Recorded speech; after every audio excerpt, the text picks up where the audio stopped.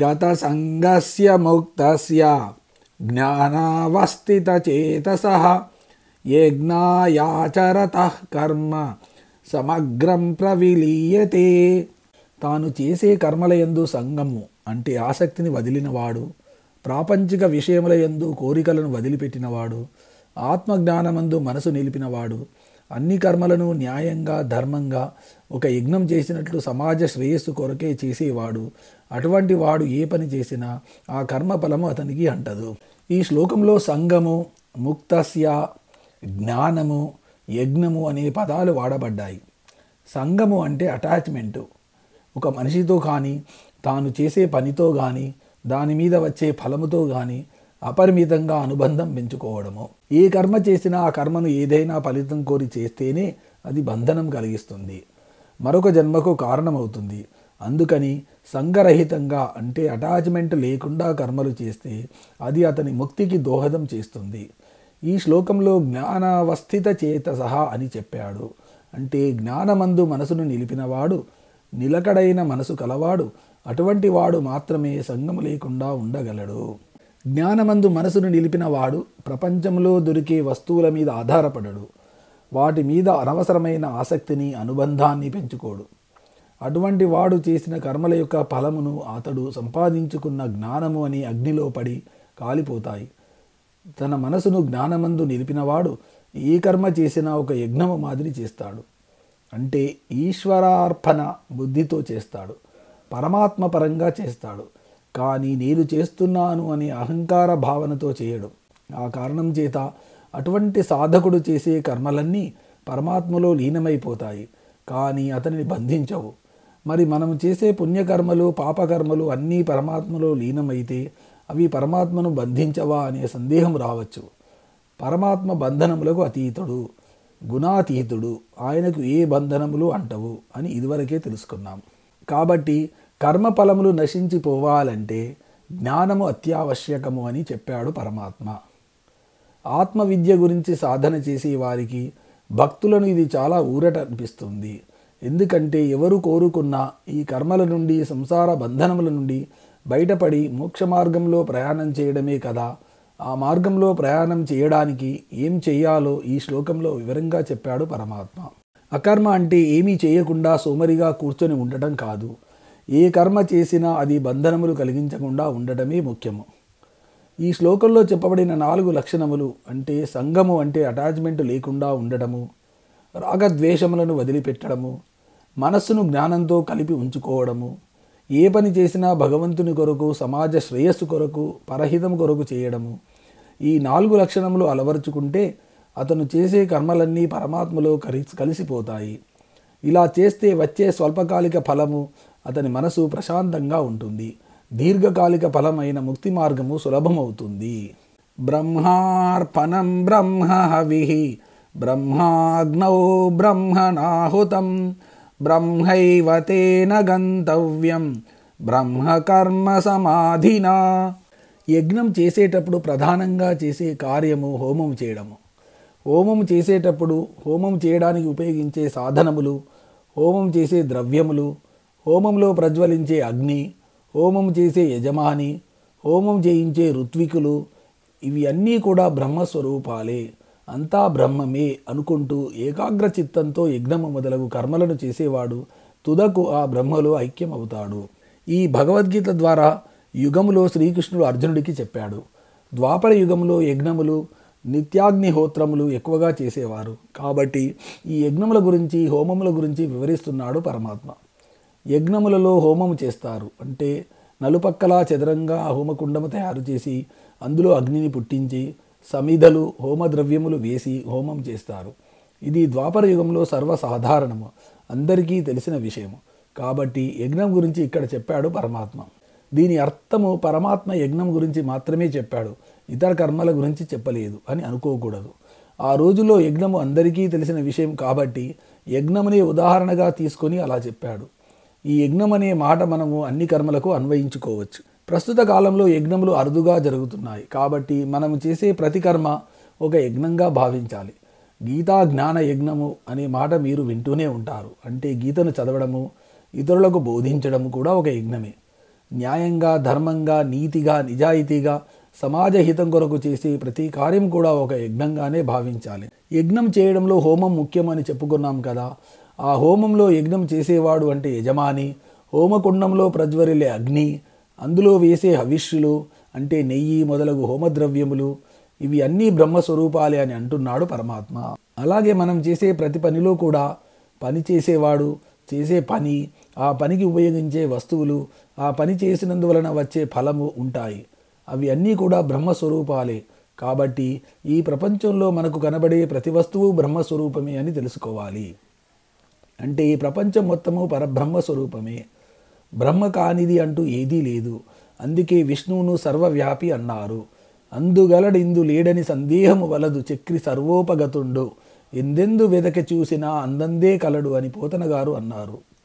మరొక పద్యంలో సర్వమం తాను అయిన వాడు ఎవ్వడు అని కూడా అన్నాడు. కాబట్టి ఈ చరాచర సృష్టిలో ప్రతిదానిలో కూడా పరమాత్మను చూడగలిగిన వాడు ధన్యుడు. ప్రతి వస్తువులో బ్రహ్మను చూడగలిగిన వాడు మనసంతా బ్రహ్మ భావనతో నిండిపోతుంది. కాబట్టి మనం ఏ పని చేసినా అది దైవకార్యం అని చేయాలి. కానీ నేను చేస్తున్నాను, నా కోసం చేస్తున్నాను అనే భావనతో చేయకూడదు. ఇక్కడ మరొక విషయం మనం తెలుసుకోవాలి. ఈ సమస్త సృష్టి, అందులో ఉన్న అన్ని వస్తువులు బ్రహ్మస్వరూపము ఎలా అవుతాయి?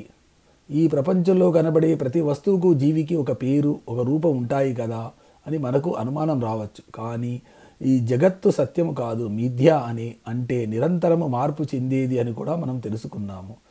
కానీ ఇదే నిజము, సత్యము, శాశ్వతమని మనం అనుకుంటూ ఉంటాము. ఇక్కడ ఒక విషయం మనం గమనించాలి. బ్రహ్మ ఒక్కడే సత్యము. బ్రహ్మ తప్ప మిగిలిన వస్తువులన్నీ మార్పు చెందేవి. ఈ ప్రకృతి అంతా బ్రహ్మ నుండి వచ్చింది. ఉదాహరణకు బంగారంతో ఎన్నో ఆభరణాలు తయారు చేస్తాము. మరలా వాటిని కరిగించి బంగారం ముద్ద చేసి దాని నుండి వేరు రకాల ఆభరణాలు తయారు చేస్తాము. కానీ అన్నీ బంగారం అనే మూల పదార్థం నుండి వచ్చినవే. కాబట్టి అన్నీ బంగారమే, కానీ చూచే దృష్టి వేరుగా ఉంటుంది. ఉదాహరణకు ఒక భార్యాభర్త బంగారు నగలు కొనడానికి వెళ్ళారు అనుకుందాము. భార్యకు వివిధ రకాల డిజైన్లు ఉన్న నగలు కనిపిస్తాయి. మామిడి పిందెల హారము, చంద్రహారము, సన్నజాజి మొగ్గల హారము, కంఠహారము, పొడుగు హారము, మొన్న రిసెప్షన్లో ఫలానా ఆవిడ వేసుకున్న హారము, ఇలా వివిధ రీతులలో కనిపిస్తాయి. కానీ భర్తకు అందులో ఉన్న బంగారము, దాని బరువు, తన పాకెట్లో ఉన్న పర్సు బరువు కనిపిస్తాయి. అంతా బంగారమే, డిజైన్లు వేరు అని ఆత్మతత్వాన్ని తెలుసుకున్నవాడు భర్త. ఆ బంగారాన్ని వివిధ ఆభరణ రూపాలలో చూచే దృష్టి భార్యది. అంతే తేడా. అదేవిధంగా ఈ ప్రకృతి అంతా పరమాత్మ నుండి ఉద్భవించింది, నిరంతరము మార్పు చెందుతూ ఉంటుంది. కానీ ఈ ప్రకృతి పరమాత్మ కన్నా వేరు కాదు కదా, ఎందుకంటే ఆయనలో నుండే వచ్చింది. కాబట్టి ఈ ప్రకృతి అంతా బ్రహ్మమయము అనే వాదన కూడా సరి అయినదే. ఆ విషయాన్ని ఇక్కడ యజ్ఞమును ఆధారంగా చేసుకుని చెబుతున్నాడు పరమాత్మ. యజ్ఞము, అందులో వేసే హవిష్యులు, యజ్ఞం చేసే యజమాని, ఋత్విక్కులు, యజ్ఞంలో వాడే వస్తువులు అన్నీ బ్రహ్మమే. యజ్ఞం కూడా బ్రహ్మస్వరూపమే. ఇక్కడ బ్రహ్మ కర్మ సమాధిన అనే పదం వాడారు. అంటే బ్రహ్మను ఉద్దేశించి బ్రహ్మ కొరకు చేసే యజ్ఞము సమాధిన అంటే ఏకాగ్రతతో, శ్రద్ధతో, భక్తితో చేయాలి. అప్పుడు ఆ కర్మ జ్ఞాన కర్మ అవుతుంది. కాబట్టి చేసే ప్రతి పని బ్రహ్మస్వరూపంగా ఏకాగ్ర భావంతో, దైవీ భావంతో చేస్తే ఆ పని ఒక యజ్ఞంలా మారిపోతుంది. ఈ ప్రకారంగా కర్మలు చేస్తే ఏమి ఫలితము అంటే ఆ పనికి వచ్చే ఫలితం కూడా బ్రహ్మస్వరూపమే అవుతుంది. అంటే బ్రహ్మ సాయుధ్యము కలుగుతుంది. కాబట్టి మనం ఏ కర్మ చేసినా దానిని ఒక యజ్ఞంలాగా చేయాలి. అంటే శ్రద్ధతో, భక్తితో చేయాలి. భగవంతుని పరంగా చేయాలి. భగవంతుని సేవిస్తున్నట్టు చేయాలి. ఆ పనిని బ్రహ్మస్వరూపంగా చేయాలి. అప్పుడు ఆ పని సత్ఫలితాలను ఇస్తుంది. మనం ప్రతి పని చేసే ముందు ఈ శ్లోకాన్ని గుర్తు చేసుకుంటే చాలు. చెడ్డ పనులు చేయము, నిష్కామంగా శ్రద్ధగా చేస్తాము. ఈ శ్లోకాన్ని గురించి ఇంకొంచెం వివరంగా తెలుసుకుందాము. మనము 2 విషయాల గురించి ప్రాథమికంగా తెలుసుకున్నాము. అవి ఆత్మ, అనాత్మ. ఆత్మ నాశనము, మార్పు లేనిది. అనాత్మ అంటే మార్పు చెందేది. తర్వాత నీవు అనాత్మవి కాదు, నీవు ఆత్మస్వరూపానివి అని తెలుసుకోవడము. ఇది మాధ్యమిక విద్యగా చెప్పుకోవచ్చు. ఇంకా ఉన్నత విద్య ఏమిటంటే అనాత్మ అంటే ఏమీ లేదు, అంతా ఆత్మస్వరూపమే, అంతా పూర్ణమే. రెండవ విషయానికి స్థానం లేదు. అదే బ్రహ్మ సత్యము, జగన్మిథ్య అనే సూత్రము. ఈ సూత్రాన్ని అంటే ఉన్నత విద్యను మొదటే చెబితే ఎవరికీ అర్థం కాదు, పైగా కన్ఫ్యూజన్ అవుతాడు. కాబట్టి మొదట అనాత్మ గురించి చెప్పి తర్వాత ఆత్మతత్వం గురించి చెప్పి, రెండవ దశలో నీవే ఆత్మవని బోధించి, చివరి దశలో అంతా ఆత్మస్వరూపమే, అనాత్మ అంటూ ఏమీ లేదు అని చెప్పాలి. ఈ దశకు చేరుకోవడానికి నీతి సిద్ధాంతం ఉపకరిస్తుంది. అనాత్మ వస్తువులనన్నిటినీ క్షుణ్ణంగా పరిశీలించి ఇది ఆత్మ కాదు, ఇది ఆత్మ కాదు అనుకుంటూ అసలైన ఆత్మ గురించి విచారణ చేయాలి. ఈ విచారణ చేయడానికి గురువులు ఆశ్రయించడము, శాస్త్రములను అధ్యయనం చేయడము, ఏకాగ్రత ముఖ్యము. ఈ విషయాన్ని సులభంగా తెలుసుకోవడానికి మనకు ఒక ఉపమానం చెబుతారు. అదే కళ. కళలో మనం ఒక గుర్రం ఎక్కి ఒక అందమైన రాజకుమారిని ఎక్కించుకుని రాజ్మహల్లో స్వారీ చేశాము. ఇక్కడ మీరు రాజకుమారి, గుర్రము, రాజ్మహల్ స్వారీ చేయడం ఉన్నాయి. మీ కళలోకి ఏ గుర్రము రాలేదు, రాజకుమారి లేదు, అంతా మీరే. మీ మనసే రాజకుమారి, గుర్రము, రాజమహలు స్వారీ చేయడం అనే కర్మ అన్నీ మీరుగానే ఉన్నారు. మనం సాధారణంగా అంటూ ఉంటాము, నిన్న రాత్రి మీరు నా కలలో కనబడ్డారు అని. ఆ కలలో కనబడ్డ ఆయన ఎక్కడో తన ఇంట్లో బెడ్రూమ్లో పడుకొని ఉంటాడు. మీ కలలోకి ఎలా వస్తాడు అంటే, మీ కలలోకి వచ్చి నాయన మీరే అన్నమాట. అంటే మీ మనస్సు సృష్టి. మనం కలలో చూసేది అనుభవించేది అంతా నా అనుభవాలే, అంతా నా భావనలే, అంతా నా సృష్టి, నా మనసు సృష్టించేది అని తెలుసుకోవాలి. చాలామంది అంటూ ఉంటారు, నాకు పలానా దేవుడు కలలో కనిపించి నా సమస్యలకు పరిష్కారం చూపించాడు అని. ఇంకా కొంతమంది నాకు పలానా స్వామీజీ కలలో కనిపించి నా సమస్యలు అన్నీ పరిష్కరించాడు అని అంటూ ఉంటారు. నిజం ఏమిటంటే, ఏ దేవుడు ఏ స్వామీజీ కలలోకి రాడు. సాధారణంగా మన బుద్ధి చెప్పే మాట మనం వినము. మన సమస్యకు పరిష్కారము మనకు తెలిసినా మనం పట్టించుకోము. మనకు ఒక దేవుడి మీద, స్వామీజీ మీద ఎంతో నమ్మకం ఉంటుంది. ఆయన చెబితే వింటాము.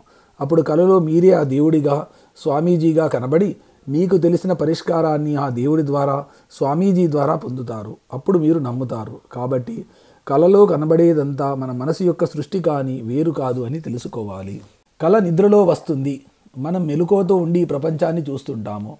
నిద్రపోయినప్పుడు కలలో ఎలా రకరకాల వ్యక్తులను, వస్తువులను చూస్తున్నామో అలాగే మెలకువలో ఉండి మనం చూసే ఈ ప్రాపంచిక వస్తువులు కూడా ఒక స్వప్నమే. ఇదంతా ఒక కళ. ఇది అంతా పరమాత్మమయం. నాలో ఉన్న ఆత్మ ఈ కళ కంటూ ఉంది. ఈ ప్రపంచమంతా ఒక కళ. నేను ఆత్మస్వరూపుడను. ఈ కళ నేను కంటున్నాను. ఈ కళలో ప్రపంచాన్ని నేను చూస్తున్నాను. ఈ ప్రపంచమంతా పరమాత్మ స్వరూపము. మనకు వివిధ రూపాలలో కనిపిస్తూ ఉంది అని అనుకోవడమే జ్ఞానము. ఇది కళ కాదు, ఇదే నిజము అనుకోవడము, ప్రాపంచిక విషయములలో మునిగిపోవడము, సంసార సాగరంలో ఈదులాడడము అజ్ఞానము.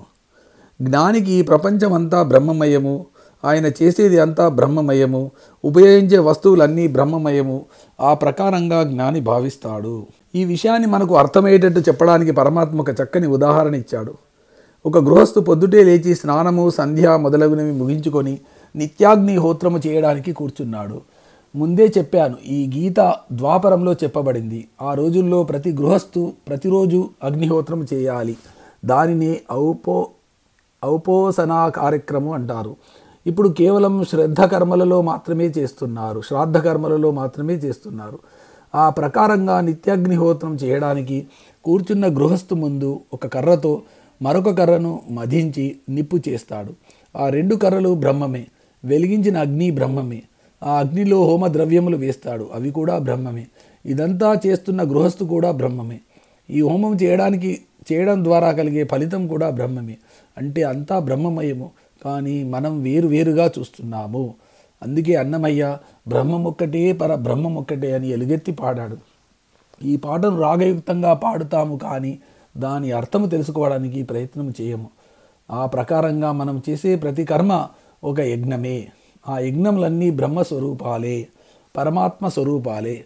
పరమాత్మ కానిది ఏదీ లేదు. మనం ప్రతిరోజు ఒక యజ్ఞం చేస్తున్నాము. అదే భోజనం చేయడము, కడుపు ఒక హోమగుండము, అందులో ఉన్న జఠరాగ్నిలో వివిధ రకములైన ఆహార పదార్థములను సమిధలుగా వేస్తున్నాము. హోమం చేసేటప్పుడు అగ్నిలో హవిస్సులు వేసేటప్పుడు స్వాహా మంత్రంతో వేస్తాము. అలాగే అన్నం తినే ముందు ఓం ప్రాణాయ స్వాహ, అపానాయ స్వాహ, వ్యానాయ స్వాహ, ఉదానాయ స్వాహ, సమానాయ స్వాహ అని అన్నం కొంచెంగా తింటాము. మధ్యే పానీయం సమర్పయామి అంటూ నీరు తాగుతాము. పరమాత్మకు నివేదన చేసేటప్పుడు కూడా ఇవే మంత్రాలు చదువుతాము. అంటే మనం ఆహారం తీసుకోవడం కూడా ఒక యజ్ఞమే. మనము తినే అన్నము, ఆహార పదార్థాలు, త్రాగే నీరు అంతా బ్రహ్మమయము. అందుకే అన్నము పరబ్రహ్మ స్వరూపము. అన్నము పారేయకండి అని పెద్దలు చెబుతారు. ఈ వీడియో మీకు నచ్చినట్లయితే లైక్ చేయండి, కామెంట్ చేయండి, సబ్స్క్రైబ్ చేయండి. నోటిఫికేషన్ల కోసం పక్కనే ఉన్న బెల్ ఐకాన్ క్లిక్ చేయండి. Thank you.